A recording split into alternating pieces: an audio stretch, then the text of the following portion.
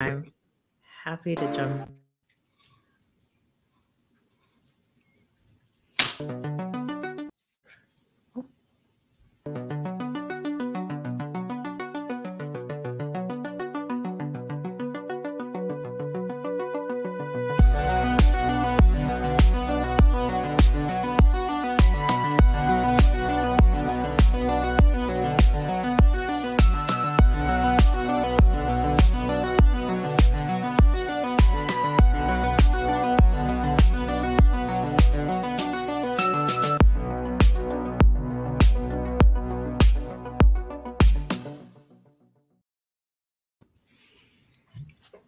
That's some sweet, sweet intro music. I know. I love that.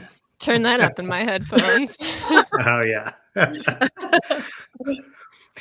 Well, welcome to everyone watching, and especially those watching live for this recording, where we've got a collab going, an impromptu collab between me as a representative of Friends Talking Fantasy podcast, and I'm ready to talk some fantasy with my friends, but not Charles, who is usually my co-host, because he wasn't able to make it tonight. But I'm lucky to be joined by Hannah and Laura from On Wednesdays We Read podcast. So yeah, welcome, y'all. Thanks so much. We're ready to talk some fantasy with our friends as well. Yes. So thank you so much for inviting us on, Dylan. Yes, I'm really happy that you all were able to make it. And we're here to discuss a topic that is near and dear to my heart, which is as a person who's done my share of rereading my favorite fantasy novels, we're going to be talking about our top fantasy book recommendations for books that we feel are worth rereading. So we've got a really exciting list of books to talk about. And these are the books that a lot of times get even better the second time or even the third time around. I can honestly say that I'm not a huge rereader, so this is a little bit of a difficult topic, but I have many books that I think people should reread. So Hannah will oblige me every now and then, and she'll do a reread with me, like a buddy read, if it's like my birthday or something. Right. Well, when it comes to Hannah, do as she says, not as she does. All right. Exactly. Thank you. That's how I live my life. All right. And Laura, where do you stand on rereading? Sounds like, you know what, I am in the middle of a reread, so I guess firmly approve. Nice. I also firmly approve. And yeah, we've got a nice list. We'll all come in and offer our own. I can start. I mean, it's I'll probably start with a book that at the very least I know Hannah can relate to. And I bet I can guess it, Dylan. You think you can guess it? I think if you gave me 3 guesses, it would be The Name of the Wind by Patrick Rothfuss. Look at that. You didn't even need 3 guesses. You needed 1 total guess. It is going to be The Name of the Wind. The whole Kingkiller Chronicle, if we're being honest. And this is a series by Patrick Rothfuss. I'm starting with a heavy hitter. We'll get to a few deeper cuts for sure as we move through this. But this one for me is one that I've reread over and over and over again. And I think probably the number one reason is that it's just got absolutely incredible prose. Like Patrick Rothfuss, he's come out with 2 books, 2 novellas as well, one pretty recently. And you can tell why perhaps that 3rd book has been taking well over a decade and who knows how long to get done, because every single sentence is so perfectly honed and crafted, and I really appreciate that. It's for anyone not aware of the Kingkiller Chronicle, it's basically the story of a legendary wizard named Quoth, who is telling his stories, frame stories, what they call it, of how he came to be this legendary wizard, and also how he ended up by the start of the book being just a humble innkeeper in a small town. It is, 2 books out. Third book, who knows when. And one of the fun things about that is you get endless speculation on the reread as well, where like you're at first you're just following all of the plot and letting that beautiful Rothfuss prose just wash over you. But on the second read, you start noticing some of the foreshadowing and where that's coming in, and you also can engage with a very excited community very excited to get that third book, perhaps a little impatient, but people, I mean, there's like a King Killer subreddit where people just speculate and analyze this over and over and over again. And there's also an unreliable narration element to it, which I think is really fun to try to pick apart, especially when we don't have the thing yet. And on the reread, you might notice some inconsistencies in Quoth's story on how everything played out. And all that, in addition to, of course, the fact that you want to stay super fresh on these 2 books. So read them over and over again, because you just never know. Third book could be coming out tomorrow for all we know. Probably not. I think there would be a little bit more of a who knows. Does Patrick Rothfuss know? Like, so timely if that book came out tomorrow. What's the date? January 24th. If that comes out on the 25th, Dylan is a wizard. You wish you reread that book already, Hannah. So no, I love that book series. I have read both books as well. That was one of the first books like I read back when I was getting back into reading. And I remember I didn't know too much about it going into it. I didn't know that there was like a mysterious third book. And it was just fun to read. I thought I really liked the unreliable narrator. I really liked the world building, the prose, as you said, and just like the deep characters that you really never know what to expect with them. I also think that the speculation of what Patrick Rothfuss has planned next is interesting, because it kind of reminds me of back when like Game of Thrones hadn't been finished and everyone was speculating like, ooh, do you know about this theory? Do you know about this theory? And the King Killer Chronicles definitely has that like repeat energy of people just super excited to see who's going to be right and what's going to come next. Even if Patrick Rothfuss is going to tease everyone and be like, it's not coming out unless I think it's good, so stop bothering me about it. So I will just say, if anyone has not checked out Patrick Rothfuss's reviews of children's books on Goodreads, do yourself a favor and go check those out. They're amazing, especially his Eloise review. That was fantastic. If you're dying for some Rothfuss writing, that's your next stop, guys. Don't go there now. Don't sleep. It is less of a commitment. Yeah, no, he's got a very interesting voice, and it just anything that he writes between author's notes, reviews, or of course his novels, it just shines through. And you do see there's this sort of meandering way that, especially by the second book, The Wise Man's Fear, that Rothfuss writes, but it's super enjoyable because he's just got such an incredible voice and such incredible prose, and his reviews are kind of the same way. It's like you'll see him just like go off in tangent as like some personal story that has nothing to do with the book, and then he'll wrap it back in just the most perfect way. So, huge fan of Rothfuss and those books. Good to know. Well, I have one for a reread option. It's probably like the most basic one ever, but I'm currently listening to it. The Hobbit by J.R.R. Tolkien. I am currently listening to the audiobook narrated by Andy Serkis, and I cannot say enough good things about this audiobook. It is fantastic. I highly recommend people check out that form. It's like listening to a movie, and the book by itself is just wonderful, but when you add Andy Serkis into this, it takes it to a whole nother level. Well, I can admit that I have read The Hobbit and I did really like The Hobbit, but I have said recently on our podcast that I'm not the best Tolkien fan of them all. And I do Dylan ejector for that. Kick me out of this stream right now, because I only recently read the entire trilogy, and I think I just haven't learned to love it as much as everyone else does. But I should probably check out the audiobooks because Laura really loves those. Yes, you need to.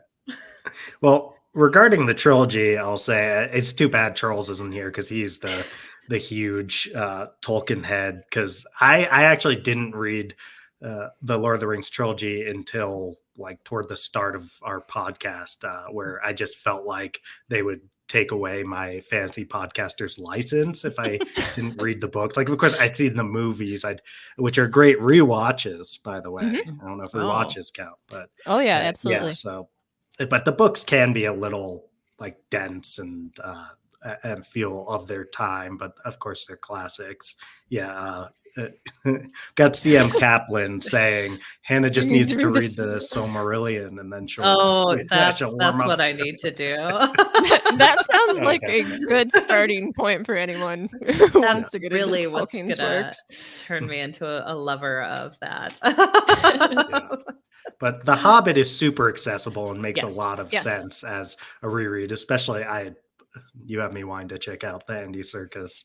It's so good. He sings the songs. Oh, it's fantastic. I do genuinely love I remember I read the first Lord of the Rings and I was like, I don't know, it's not really my style in high school. And my dad was like, read The Hobbit, you'll like that one. And I did very much enjoy that one. So yeah, I mean, it's like, I think that a lot of the books that I thought of, not including Rolf Fiss's work, are a little bit shorter, a little bit easier reads, because sometimes like I have no intention, sorry, big Tolkien heads, which is definitely not what that fan base is called. I have no intention of rereading those books. It is more of like I'm glad I read this for the context and understanding all that. Hashtag Tolkien heads. So you could keep your fantasy card. Yeah. Yes. Don't want that fantasy card to get revoked. So no. Well, I can go next on one of my favorites. It's a recent one that we did on the pod, and I actually reread the first book for it, the Greenbone Saga. Yes. I adore these books. They're by Fonda Lee. They're a trilogy. It is like more modern, like parallel world type fantasy, where you have people in John Loon who it's a country that is similar to, I believe, Japan. And they have like different powers when they use jade that makes them have like stronger abilities. They're stronger, faster, but there's a lot of like real world elements to it. Fonda Lee worked in, Laura, please correct me if I'm wrong, but finance. And so her world building is spot on when it comes to like using jade as a commodity in like a real world area where there's politics and there's people trying to trade and people trying to smuggle things outside the country. And it's all surrounded in like a very mafia-esque family. And I adored that series. I thought it was so wonderfully done. And the third book especially like hit me in a way that I wasn't expecting, because it's a type of book that you don't think a lot of people will go to for a trilogy.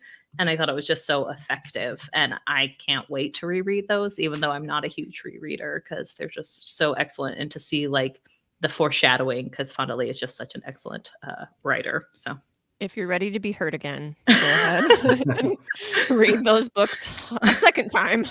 Right. And then we have in the comments, the clan is my blood and the pillar is its master. So yeah, that's a fantastic series. And I think one of Fonda's greatest talents is she's really willing to just let herself go when it comes to the world building. And she builds what feels like a really believable culture and thinks through all of like, what would be the economic effects of having jade involved here, and like I think that's something that is really great upon a reread, is to really, you can kind of take a step back from focusing on like, what's gonna happen next in this plot, especially something as tense as a lot of stuff that's happening in the Greenbone Saga, and just be like, oh wow, that's really cool how she set that up. And I believe that you all have interviewed Fonda Lee. Yes, we made her apologize for her crimes against the Greenbone clan. We also got her on the pod twice, so we didn't scare her away the first time. After Friend of the pod, we love Fonda Lee. friend of the pod who spends most of her time apologizing when she's Yes. on the pod. But She owes us. that's how you know the book is good. If you have to spend, the author has to apologize immediately. Raise your hand if you've been personally victimized by Fonda Lee. Right. Everyone. Yeah. Everyone in the room. I think it'd be interesting on a reread too, because all of the characters in that series are so morally gray, to see how you feel about the characters a second time through. Yeah.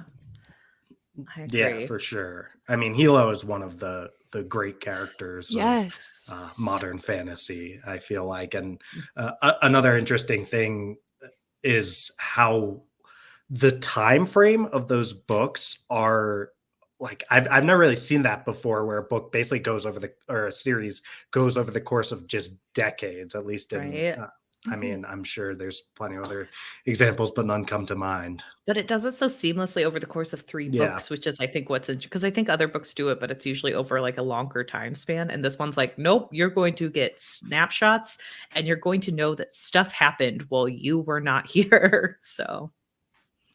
Right. And you get to, on the reread, you're like reading about characters that are just children, and you're like, I know this character as an adult and exactly what they're like. And I don't like them very much. Right. Right now, they're just an innocent child, so I can't hate them. Never grow up.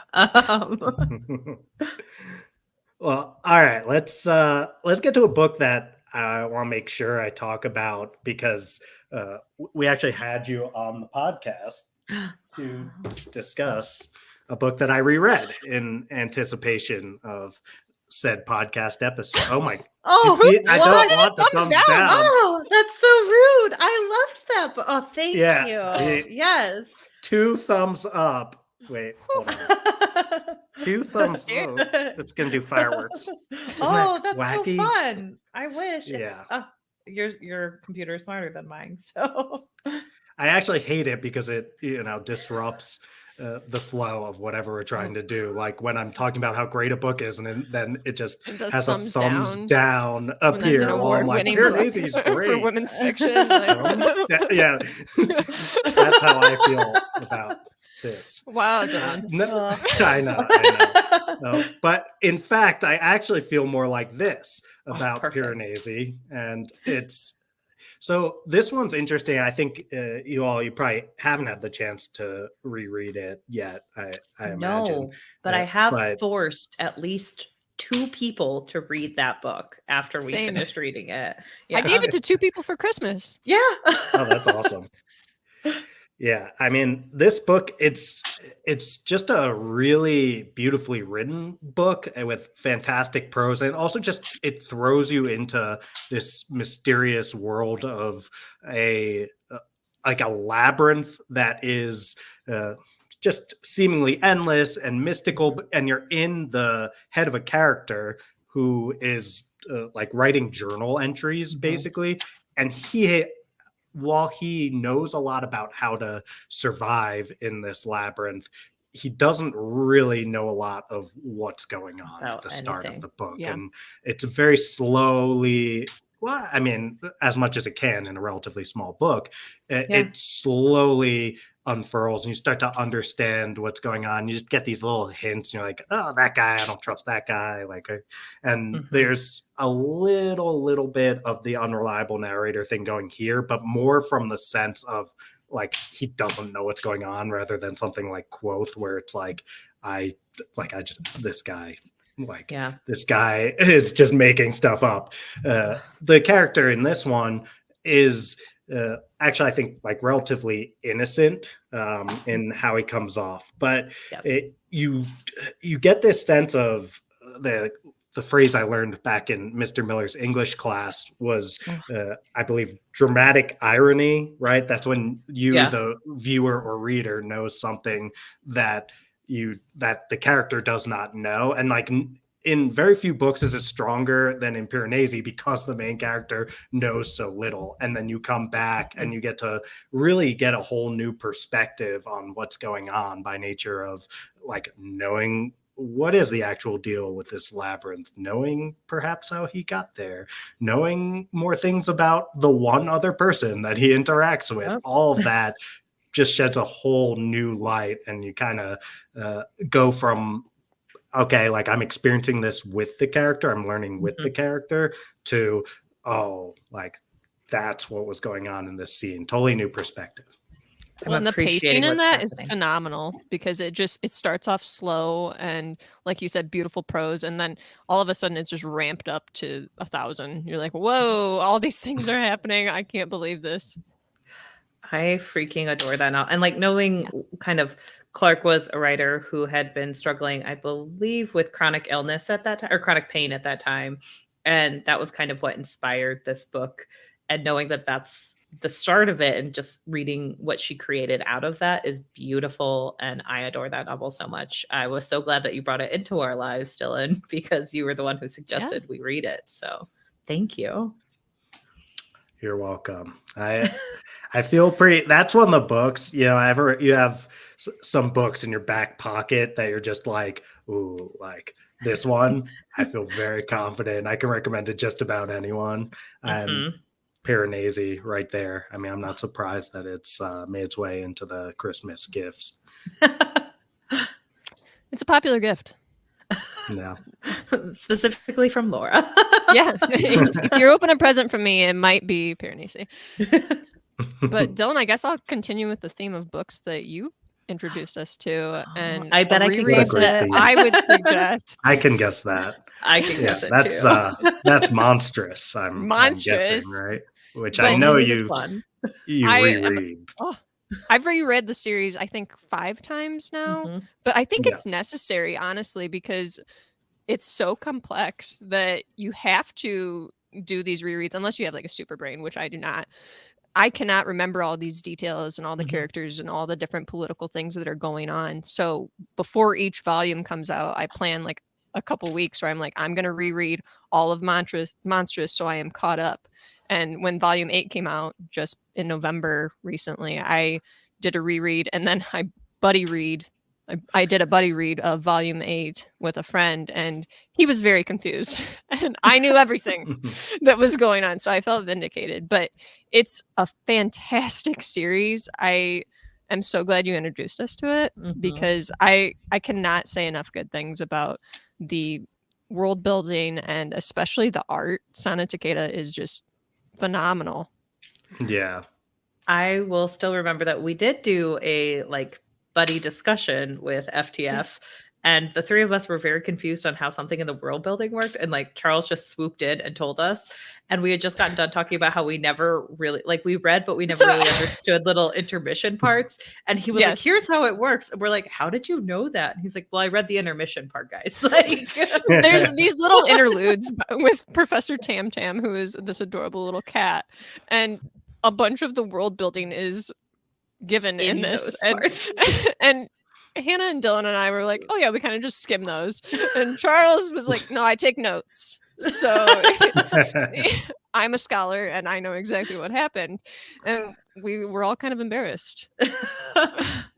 Who knew? I wish I had I wish I had in the room with me a copy of they're actually in a different room, unfortunately, but the artwork is so gorgeous, and it's as graphic novels go, like I've read some that, understandably given the format, are relatively light when it comes to the world building, doesn't get overly intricate when it comes to things like the politics, but in Monstrous, you're just thrown into this world, mostly through the view, at least at first, of the main character, who is this girl who is from I would say like an oppressed race, and she also, like, you learn pretty quickly that she, not a spoiler to say what's going on with her, right? Like, just okay.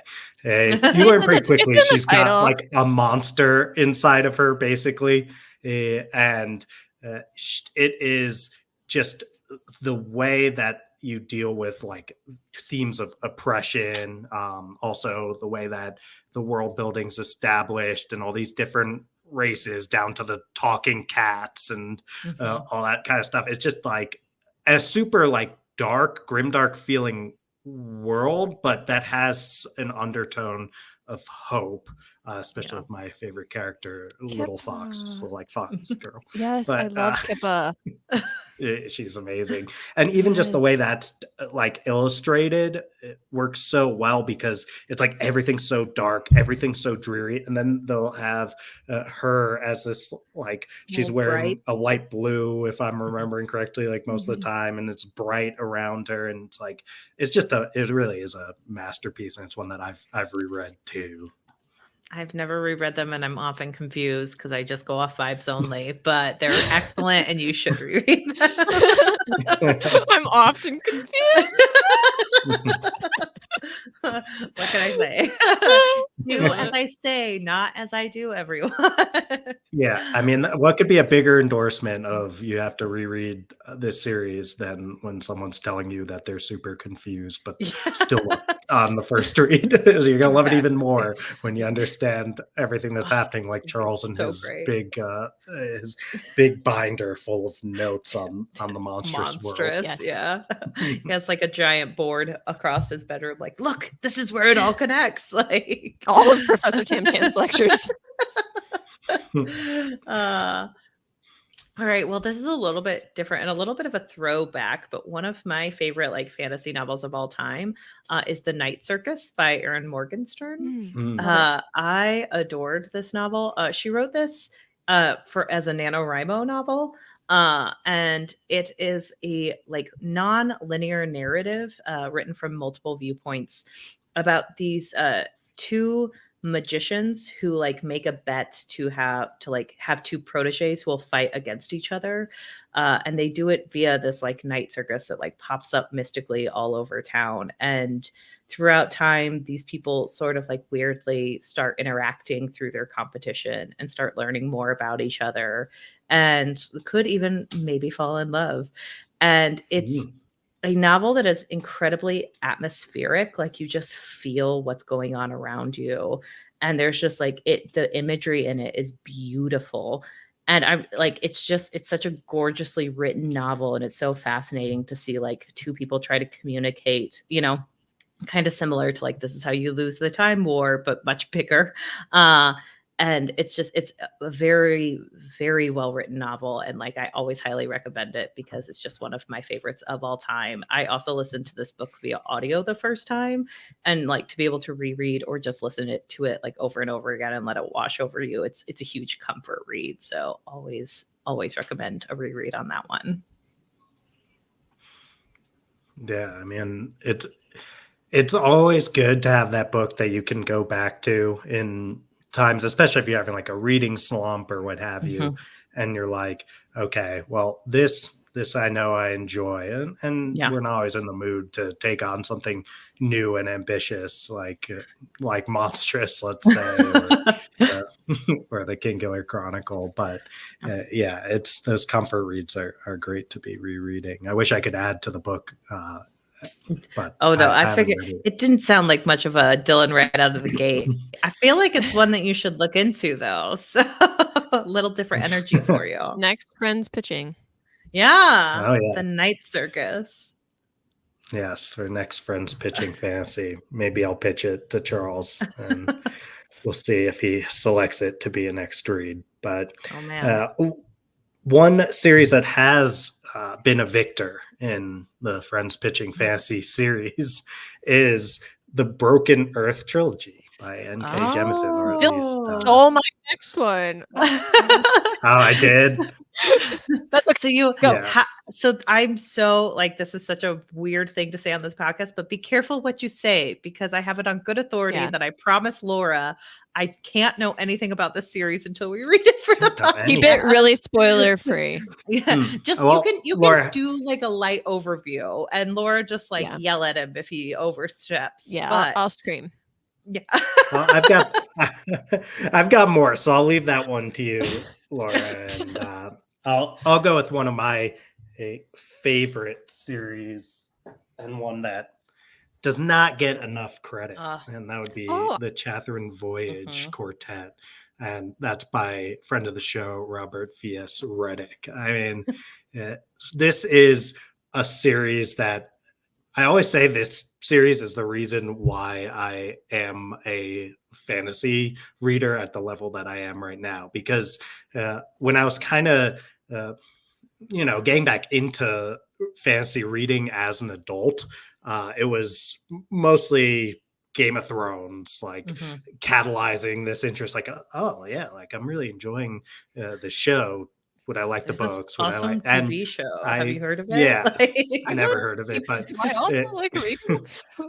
yeah, I just around the same time like was like I should read those books, and I started reading those, and then I'm like, there's this whole other genre, like this whole other, every book but Game of Thrones part of the genre that I haven't gotten involved with, and maybe I'd really like that too. So there's this site, and maybe it's still around, called bestfantasybooks.com or something like that. So when you're a total newbie like me getting back into it, you're like, let me go to bestfantasybooks.com and see what the authority has to say. Yeah, they seem like they know what the best fantasy books are. That sounds legit. They wouldn't give them that URL if they weren't the master of all things fantasy. Right. Sounds legit.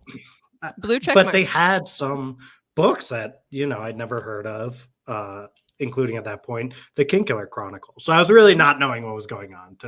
But I did find like what are good books that are recommended for fans of A Song of Ice and Fire, and this was one that came up, and I was like, oh, it sounds really interesting. It's like this group of mostly young human characters, but also ranging to like talking rats and to go with the talking cats in Monstrous, although that could be a disaster to put those two things together. But there's talking rats, there's like these little warrior people, and all sorts of like wacky monsters and like mythological figures and gods and all that kind of stuff going on in this book. And it all, for the most part, takes place on this giant ship.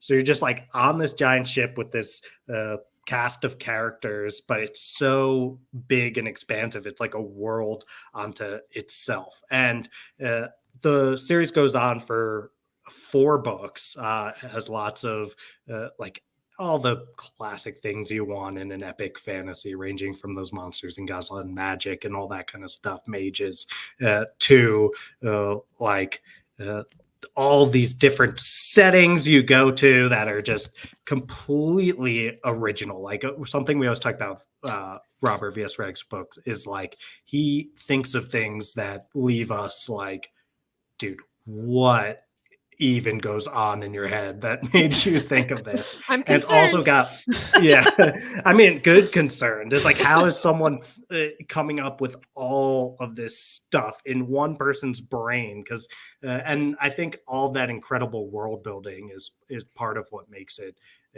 such an incredible journey to embark upon multiple times. And it's also got lovable characters. Like when I went to reread it, we did a read along with the author, with Robert V.S. Reddick. So we read each book actually with him and Under the Radar Books' Blaze, and we recorded episodes for each book. And that was like a dream come true for me, because this was my like first book not Game of Thrones related when I was getting back into fantasy. And I told Robert, I was like, yeah, if this series was not amazing, I don't know if I would be a fantasy reader. I might just be someone who was like, oh, I really like Game of Thrones, but I don't know if I like fantasy as a whole. But yeah, it was like coming home rereading this book and spending time with the characters. And also one of the most impactful and controversial endings that you'll come across. So I really like the ending, but it's very controversial. What a fun little FTF origin story. There would have never been an FTF if you hadn't read that book series. So that's your comfort book read. Yes, I would say so. Yeah, that's awesome. That's a good one. And yes, if you read it and reread it, you can join in on our Catherine Voyage read along, because those episodes are in our backlog anytime that folks want to do that. So read this for the first time if you haven't, and then read it again and again and again and again and again. Reread. and then that's enough. You could try something else, but then read it again. What was that? Six times is enough. It's really when you get like the meatier parts of the novel. So yeah. Well, I'm going to bring up the 5th season again. Okay. Be careful. I'm going to try to be careful here because I really need Hannah to read this, and I need her to experience all of the emotions that this book can evoke in you, because it's a lot. And this is a multi-POV story. We even get some second person POV, which is interesting. And I have read very few books that do this, but it's a really unique world. And I literally gasped at times because there were so many twists and things happening within this story. And I've only read the first 2. I haven't read The Stone Sky, but N.K. Jemisin is doing all of the work here. It's such a deep book with so many themes, and I really can't get over how creative that book is. And I just cannot recommend it enough. I really am trying to just bite my tongue here so I don't spoil anything for Hannah, but highly recommend it. And I'm excited to do a reread whenever we cover it on our podcast and Hannah can read it. Well, and I know I don't know anything about these novels besides, I believe, Dylan, you've read the 3rd one, and I believe that has 3rd person, right? Or am I incorrect? Even the first book. Has just play around with tenses. Okay. Okay. I mean, it's a very unique book, and we've got Sam Kaplan saying, like, it's on another level. Not prepared for how mind-blowingly good it's going to be. And, like Jonathan Navarre saying how was just whoa. 5th season was just whoa. And that's kind of sums it up extremely well, because there are things that this book and series do that I have never seen anything like it. Like how she plays with format, and I'll keep it vague and high level about that, but how she plays with format and certain other things that she does are just something I've never seen before and haven't seen since in all my days of fantasy reading. And I think it's so hard to pull off some things that she pulls off. I mean, down to just like the basic of doing second person, like how brave that was to try to write a book with a hefty percentage of it in second person. Like, but it works extremely well for what she's trying to do. And I'll not say much more because I'm respecting Hannah's. I'm so sorry that I'm like closing off. Don't be sorry, because it's not the rule. I need to see the video reaction of you watching it or you reading this, because it's just going to be so great. I will say that I know very little about this trilogy other than I purchased it all 3 myself because I wanted to read these books. And I even pitched these books knowing nothing about them other than I was pretty sure that they were amazing. They did not win out in our voter selected choices, but they were books that I'm dying to read. And now I can't know anything about them until we cover them on the podcast. So, but I do know that her next book series, at least the first book, The City We Became, also has incredibly unique storytelling. I know a little bit more about that one because I have close friends who have read it, and they talk about like the world building and how unique she is in The City We Became. And so I can't wait to find out more about these books, and I can imagine that they're definite rereads. So and they're great rereads. I mean, that's what I did in advance of our recording on it, and the way you get to see her building toward everything. Certain, let's just say reveals. Is that there are reveals in the book, Hannah? I hate to. There are reveals. There are plot lines. There are themes. Plot lines, themes. The way she builds towards certain reveals, you get to see really how masterful it is on the reread. And in the past, I used to say 3 Hugo Awards can't be wrong, but I won't say that anymore because I think we've learned certain things about the Hugos that suggest that maybe 3 Hugos or 1 Hugo or whatever could be wrong. But I will say N.K. Jemisin's books are worthy of any awards you can throw at them, legitimate ones. Yeah, those are deserving of all the awards.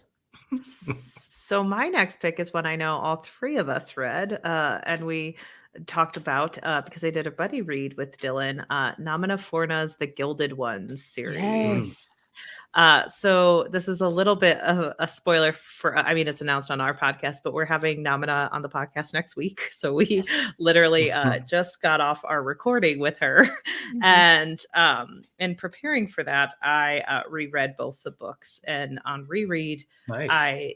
I think rereading these books is well worth it. These are YA novels about a girl, Deka, who is part of a pretty like patriarchal and oppressive society who girls, when they become quote unquote women, have to test their purity, and if they bleed gold, they are seen as demons, and they suffer the death penalty. And Deka finds out that she is one of these people, but she gets the opportunity to become a warrior and fight against these death shriek creatures that are like ravaging their society. And she learns a lot, and she learns that there's more that meets the eye in both books. And I reread these books, and there's so much plot to these books that you don't see the first time. There are so many like deeper and darker themes. And after talking to Namina, like the way she built these books was so interesting and intricate that I really think even for a YA novel, like these books are incredibly serious and deep. And I remember, Dylan, when you and I first started reading them, we were both like, YA ?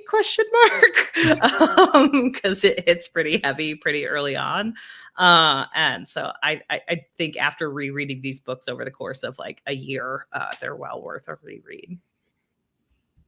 Absolutely. Yeah, for sure. I mean, I was ridiculously impressed by how she tackles some of those big picture themes like patriarchal societies, oppression, and it's just how you can pack that into something that is also as accessible as it needs to be a young adult novel is just like really amazing. I'm excited to check out your interview, and it sounds like some of those things can be appreciated even more on the reread when you're not just like being floored that certain things are happening that you just did not ever expect to happen.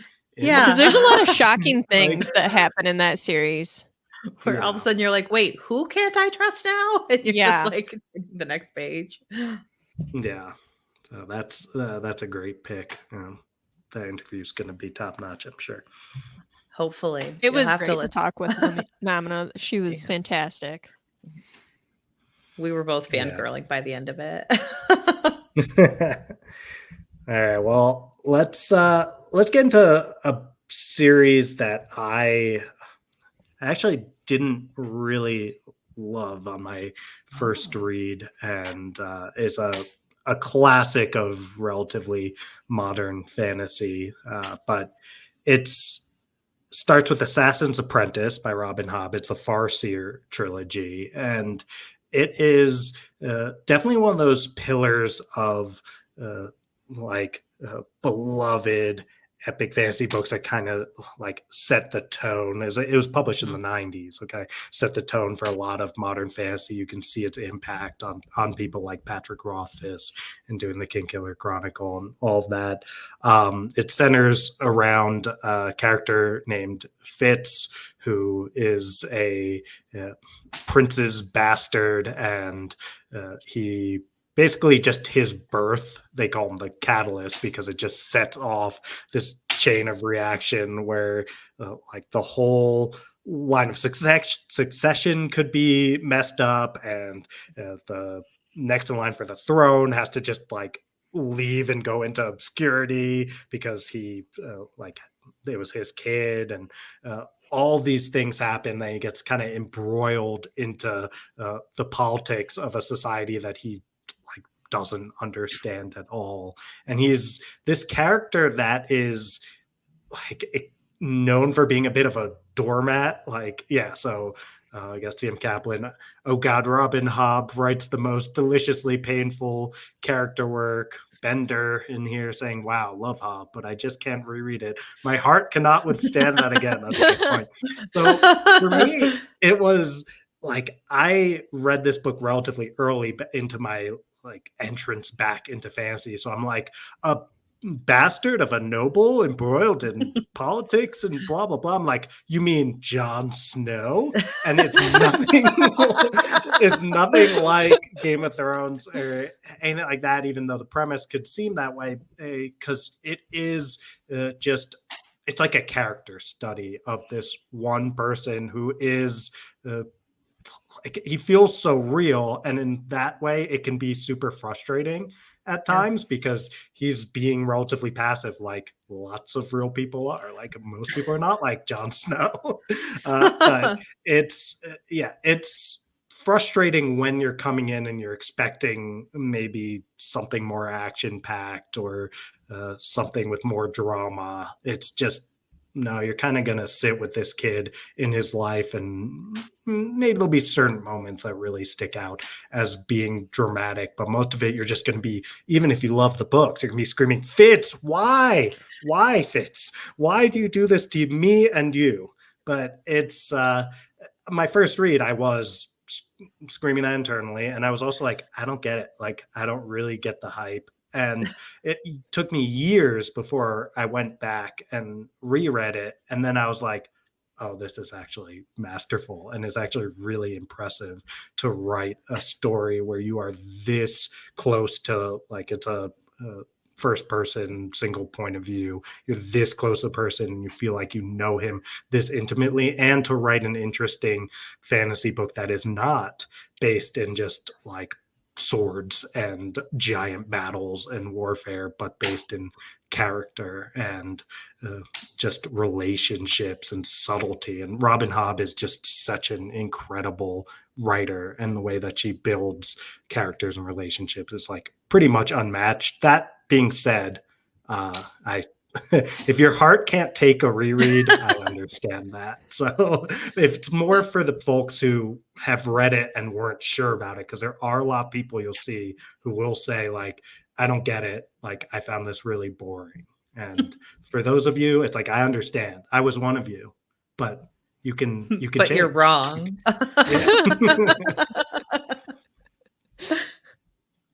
Well, I'm going to delve into some cozy fantasy and go with a super hyped book that's deserving of all the hype, and that's Legends and Lattes by Travis Baldree.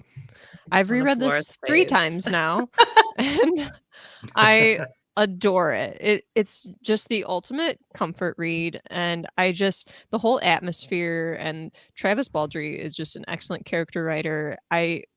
Chef's Kiss, that book is phenomenal, and I can't recommend it enough. Like, if you need something just to kind of feel good or to relax with, the audiobook is great, and also the print version is great. So you can't go wrong with format.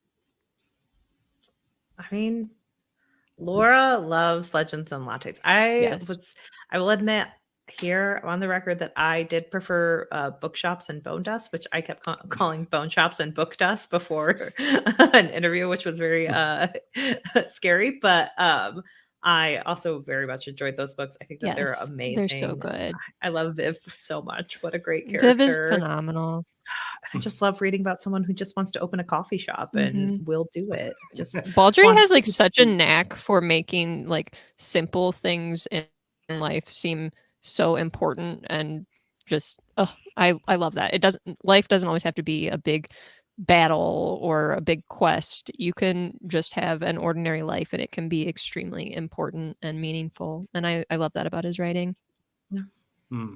That's so cool. I mean, I've seen all the hype, of course, like it, and it's great to hear that it lives up to it. It is absolutely interesting. It's definitely, I mean, if I was sitting there not that long ago being like, the Farseer trilogy doesn't have enough action for me, I think it's probably another step toward the cozy fantasy to be like, okay, I have to just be okay with the fact that these characters, they might be in a fantasy world, but they're just gonna open up a cafe and that's all right. Like for me, that mentality is huge, and I think sounds like the cozy fantasy fits perfectly for a comfort read type of situation. Yes. Beth Taylor, Laura, said that Assistant to the Villain is even more cozy by Hannah Nicole Mayer. So you should definitely write that down. I'll have to check that out because I do like cozy fantasy. We read Miss Percy's Pocket Guide to the Care and Feeding of British Dragons by Quimby Olson. That book has my heart. I love it so much. Oh, what a good book. This is a little bit of a weirder book to say that I would reread, and definitely not cozy at all. But I'm kind of obsessed with the backstory of this book, and I would definitely reread this in a heartbeat. It's a novella. It's called The Deep by Rivers Solomon. Yes. It is incredibly interesting. It is about, it's a book that is based on the fact that like, sorry, I have to be careful with how I speak on it, but like it was born from a song that was created for This American Life. And then it became a novella about what happened to African slave women who were tossed overboard when they are coming over to the Americas. And it is incredible, not exactly cozy. And then in this book, it kind of reimagines where they become like a type of mermaid almost. And all of their pain and trauma goes into one individual mer person pretty much who takes on that memory for them and their need to escape from it and escape from this. And it's written in such a unique and beautiful way that like it's so melodic because it was born of a song. And River Solomon is an excellent writer. And like they go on kind of a self-discovery and kind of how to find oneself in the world and try to like relieve yourself of your trauma and then to re-experience it when you know that it may harm others and everything. It's beautiful and it's great. And it is very lyrical, as Beth Taylor said. I'm glad someone else has read one of my books because I feel like I keep pitching books that people are like, have not I've read that as well, Hannah. Okay. I've read that as well. I completely agree. Yeah, and it's amazing, and I love reading it, and then I love like listening to like David Diggs rap to it. Like everything about how this book was built is amazing, and so like I want to reread this novel. I want to listen to its backstory at all times, and I adore this one. All right, the two kind of opposite ends of the spectrum of great reread books. I like. There's like the cozy. This just I want to experience this over and over again, and there's the like this has so much that I need to chew on here that I just have to give it another go. Need to be re-traumatized. Could describe Laura's energy versus my energy. Oh my. That's pretty fair. Oh no. What does that say about us? I don't know, but it says worse about me.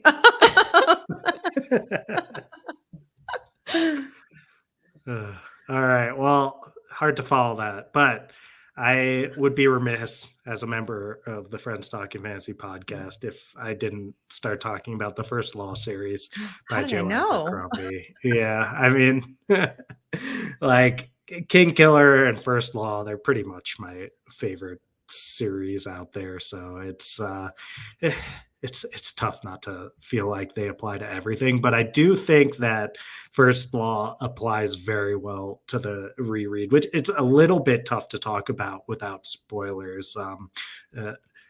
Have you two, either of you read First Law? I thought you had. I've read the first and the second one, and then I got the third one from the library, and I forgot to read it, and then I had to return it. You forgot. Either way, the series. Well, I'll do my best without spoilers here, but First Law series, probably most people are familiar with it. It's like one of the go-to grimdark recommendations. It follows several characters, including Logan Ninefingers, who's this barbarian who's trying to leave his bloody past behind him. It's got Glokta, who's a torturer and for some reason one of the most beloved characters in fantasy. And it's got a whole other slew of great characters. And yeah, Beth Tabler, of course, has never heard of the First Law series in the time running Before We Go blog. But it's so it is grimdark, but it's also really funny. And I think like that's something that helps you like deal with the more dreary side of things, as Joe Abercrombie's voice and his wit shines through, and it's going to hold up no matter how many times you read it. And the biggest part of why First Law is great upon a reread is these. First of all, the first 3 books in the First Law series, like the First Law trilogy, they're basically like one big book. Like they tell one complete story rather than like wrapping up a complete story with the first book. Like Hannah, you could probably speak to having read The Blade itself. It's like this whole book feels like a build up to something that doesn't necessarily end up happening. So it builds up to them departing on a journey. Yeah, exactly. Which is, kind of in that old Lord of the Rings model of how to start a series. But most series nowadays, people oftentimes are looking for that like standalone with sequel potential, which means like I can't stand these standalone with effects. sequel They're potential. So Yay. annoying. Yeah, that's because that's the peace sign. That's what I don't know what I said, but it's a big disturbance. But I think that the continuation potential of all 3 novels and how they work together. Yes. Oh, for sure. Yeah. No, the idea is we have basically these character arcs that all kind of add up to Joe Abercrombie's like thesis, if you will. And the ending can take some people by surprise, but and some people are dissatisfied with the ending. In fact, like Charles, who's one of Abercrombie's biggest fans, like the first time he read, he was like, I didn't really like the ending. And then we went back and we reread it, and you kind of understand what Abercrombie is building toward. And Charles basically had a moment of like, oh, I get it now. And I won't say more about what the ending is, but seeing all the character arcs and what they're building toward with the ending in mind, and knowing certain characters, how they, their motivations might not be clear at the start, but they come to be clear later on, like changes everything. It's a totally new series on the reread, more than basically any series that I've talked about today or that I've read. I mean, the FTF podcast is experts on the Joe Abercrombie oeuvre. This is known. We like to think so. But I did enjoy my read of those. The first 2 books I will continue on at some point in time. But I do like Abercrombie as someone who is a master of like trying to play with certain archetypes and really like dive into them and turn them on their heads or find different aspects that you wouldn't normally see in a character like that. And that did read through on my first read through, and I can only imagine what that does on the second or third read through where you know where they're going. Yeah. And so you can see how he's playing with them, because I do think he is someone who knows the set, the first book is set up to the second book. And I'm sure the third book is, the payoff and the resolution of all of those aspects. And I do think he probably knows what he's doing, and he's someone who definitely has that in it. So I would be interested in rereads where I kind of know what to expect and I can just see it all play out. Definitely. Obligatory Sanderson and Malzahn. I have them on my list, but I have Mistborn and Malzahn on my list. Laura looked a little scared. We'll that seems really deep, and I don't know if I'm ready to tackle something that long. Malzahn, me neither. I mean, I've read the first 3. It's dense. Me or Sanderson? Sanderson, I've read almost everything, but Malzahn, I've read the first 3 and knew what was going on about 20 to 30% of the time.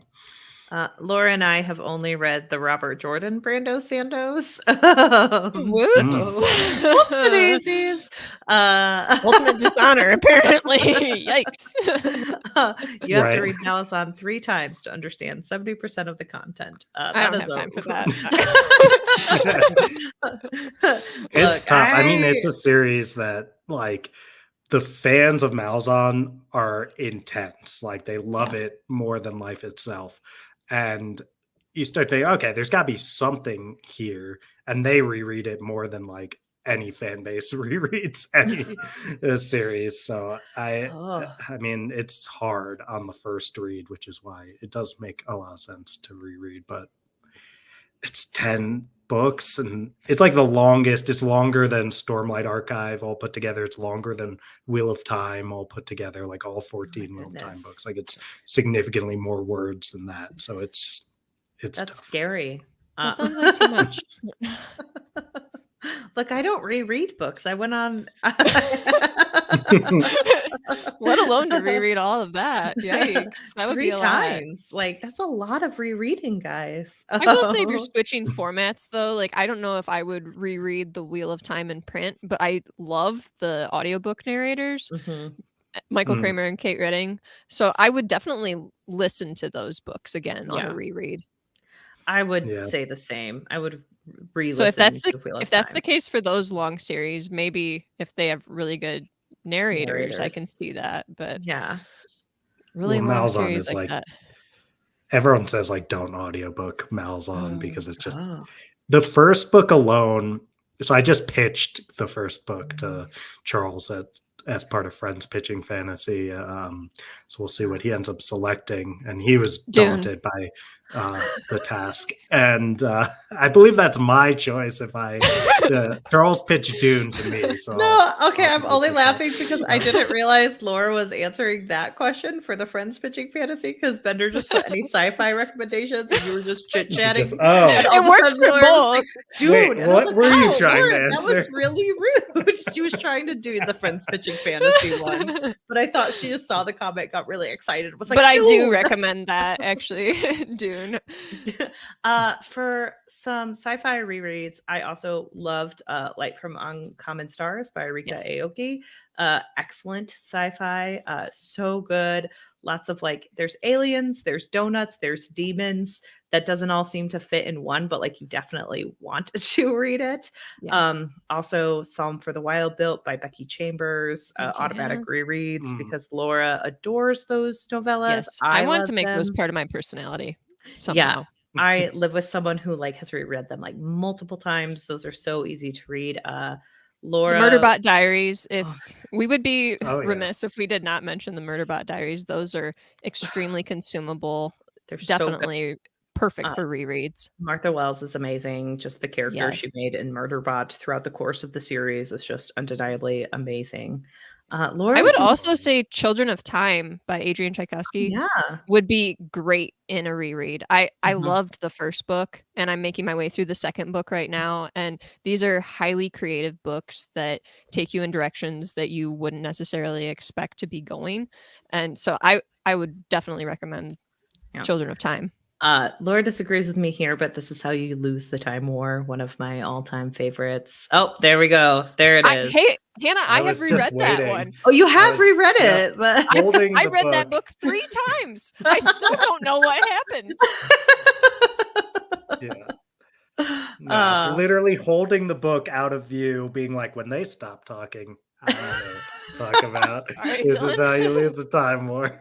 I love that book. Ahead, it's Hannah. So good. No, go ahead. I will not. We were talking too much about sci-fi Rex because we got so excited. No, this was my sci-fi rec. I mean, it's not hard science fiction, but it's definitely more sci-fi than it is fantasy. I would agree. It is, yeah. I described. Let me see if I can remember what I used. I described it as Spy versus Spy meets Romeo and Juliet in a like if it was surrounded by like a war based on 2 like different factions trying to control the fate of time. So that is This Is How You Lose the Time War. It's an epistolary novel, and it is just one of the most beautifully written books. It is a story too that the only times I really see people not liking it is Laura. Like when people are Laura Did you not like This Is How You Lose the Time? I can't say if I liked it or if I didn't like it. It didn't work with my brain. Like, it doesn't work with my brain chemistry. Like, I've literally listened to it twice and I read it once. You and reread it. I have reread that book, so I guess I can recommend it as a reread. Yeah, but I literally not recommend it if you didn't like it. Yeah, I guess I liked it. I don't know. I don't know what happens, so I can't say. I didn't know what happened, Dylan, until I listened to you talk about it on FDF to explain it to Charles, and I was like, "Oh, so that's what happened." I had no clue. That was a spoiler-free episode. I guess I did a bad job. I mean, she needed the summary. I had no clue. I read the back of the book, and you're like, "Oh, that's what happened." Also, should have got the paperback. I had the ebook. Also, guys, for science fiction, if you've never picked it up, it's the weirdest, smallest book, but like it's called Our Wives Under the Sea by Julia Armfield. I'm obsessed with this novel. I recommend it to people all the time as well. It's about a woman who like goes on a like deep sea diving expedition, or not deep sea diving, but she goes into the deep sea like on a mission, and she comes back changed, and it's like a discussion between her and her wife between what's going on. It's kind of like you don't know what's happening.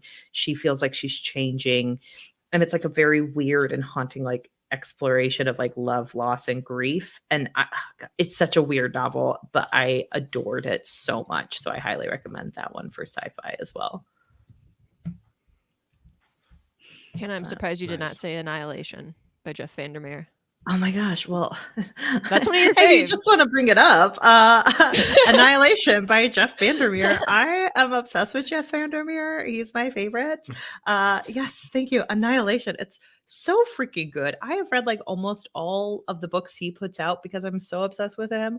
Annihilation is just one of those weird little science fiction novels where you read it and you're like, what did I just read? Let me pick it up and read it again. And then you're going to reread it again. You want to reread it again just to be like, I guess I need to figure this out more. Like, but will I? No, because that's the point. You're never going to figure it out. And it's awesome. But you want to reread it so many times to like find out what you missed or what went on. And like his prose are like so amazing, just the way they meld with your mind and they make you feel like really disturbed, but really like satisfied. It's such a strange, bizarre, like it scratches my brain in just the right way. I'm obsessed with that series. When Laura started reading them last year, I was like super excited because I never get excited about friends reading books that I love that much. But I even remember the specific time and place I first read those books in. Like I was like in a specific bar in Chicago and I would just like read them by like barely any light, but I loved them that much that I just needed to have them like in my soul. So those are great rereads. Obsessed. I've never seen the movie. I don't know if it's worth it because I'm so scared. So did you like the movie at least? I heard it's more like horror than anything else, but it was weird. Like it was beautiful. Like then at the end, I was just kind of like, "What?" Like that was my reaction. That sounds similar to the reading experience. Exactly the book you read. Yeah, I mean, for me, sometimes I'm not always the best with that. Like, I want some sort of. I'm okay with ambiguous endings, but I'm not okay with like.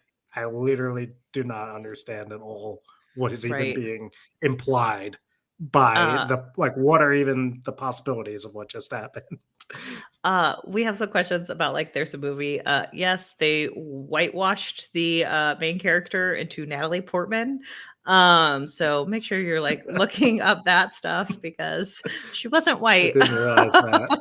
I did not realize that. Not great.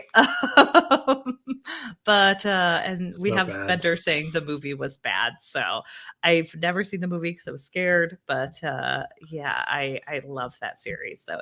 It was beautiful, but at the end I was like, what? That's exactly how you feel reading the books, but in the good way, not the bad way. Can I throw out one more sci-fi rec? Project Hail Mary by Andy Weir. Oh yeah.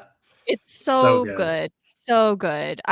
I can't say enough good things about The Martian and Project Hail Mary, but Project Hail Mary just really hits my cozy heart. I love it. Yeah. I mean, it's weirdly heartwarming for the premise of someone like, at least at the start, like just lost in space with no memory of how that even happened, like slowly getting their memory back. The best friendship created. Like, what an unlikely duo. I love it. So good. Yeah. Oh, and then for audio, by the way, I'll say. Oh, and good. Okay. Like Beth has a rec. But Hannah, you were saying? I was just gonna say Beth wanted to throw one out there, and it's like, throw one out, go for it. But yeah, I have not listened to anything by Andy Weir yet, or read anything by Andy Weir, but I need to. You should, Hannah. The Martian and Project Hail Mary are some all-time faves. No-Fic Gloss. No-Fic Gloss. I know. I wish Beth were video here, so I'm sure she could provide a lot of info about it. It's No-Fic Gloss. It's called Calden's Sci-Fi. It's a planet. Their planet is destroyed, family is gone, and his only hope for survival is a crew of misfit aliens and a mysterious ship that seems to have a soul and a universe of its own. I'm sold. I'm sold. Like, I like it. I like it. Yeah, I'm ready to read it and reread it. So thank you for the suggestion. So, nice. Yeah. All right. Well, folks, that was a ton of fun.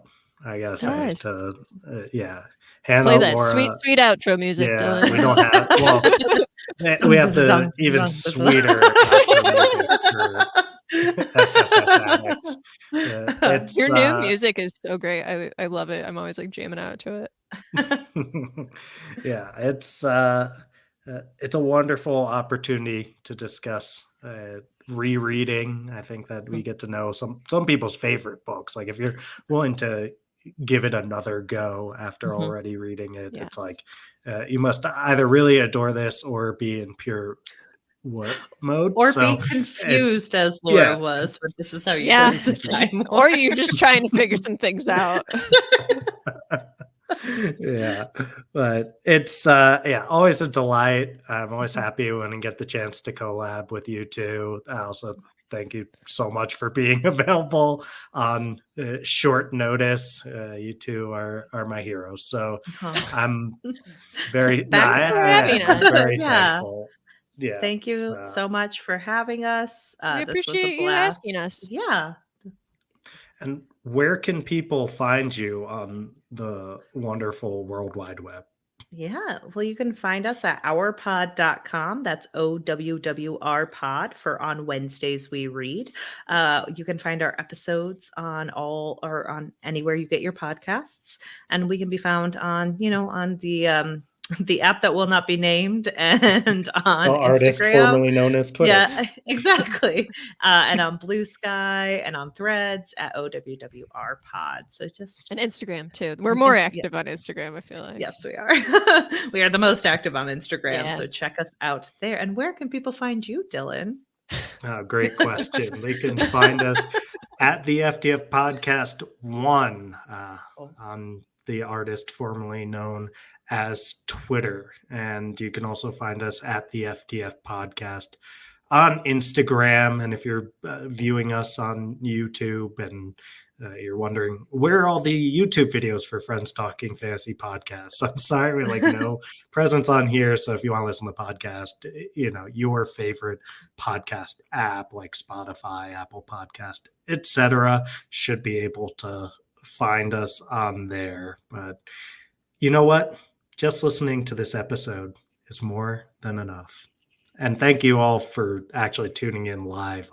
That's super cool to get to interact with you all, and we're really grateful. Tons of fun. Thanks all. Yeah, thank you. All right. This does.